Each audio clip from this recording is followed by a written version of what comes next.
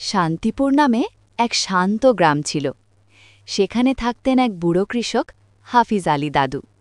বয়স ৮০-র কাছাকাছি হলেও তিনি প্রতিদিন নদীর ধারে গিয়ে একটা করে বাঁশের চারা লাগাতেন।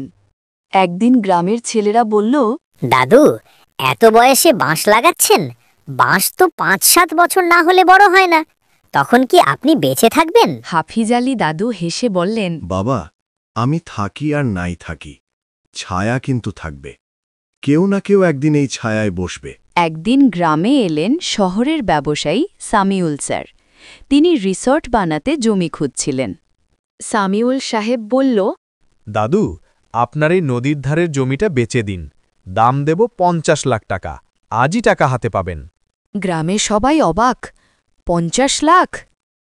লোকজন বললেন, বেচে দিন দাদু, এত টাকায় আরামে থাকবেন। হাফিজ আলী দাদু শান্ত গলায় বলল, এই জমিতে আমি ১০ বছর ধরে বাঁশের চারা লাগিয়েছি। আমি এটা বেচব না।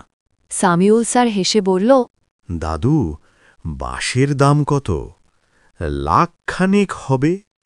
আমি দিচ্ছি ৫০ লাখ। ভেবে দেখুন। হাফিজ আলী দাদু বলল, টাকা এখন দরকার নেই, আমি অপেক্ষা করতে পাই।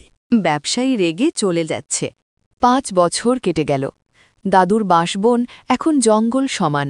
পাখিরা আসে, পশুরা বিশ্রাম নেয়। শ্যামল স্যার আর ফিরলেন না। প্রতিনিধিরা বলল, এত সুন্দর সোজা বাঁশ আমরা কোথাও পাইনি।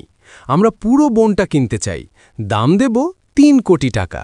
হাফিজ আলী দাদু বলল, বন বেচব না, তবে তোমরা প্রতি বছর যত বাঁশ লাগবে কেটে নিতে পারো।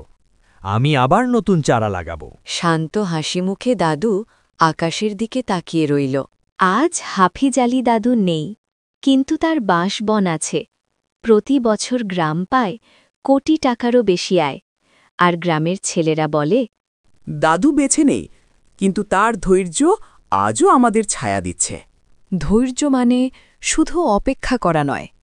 ধৈর্য মানে প্রতিদিন একটু একটু করে ভালো কাজ করে যাওয়া, যখন কেউ দেখে না, যখন ফল পাওয়ার আশা থাকে না। যে ধৈর্য ধরে বাঁশের চারা লাগায়, একদিন তার ছায়ায় পুরো গ্রাম বসে।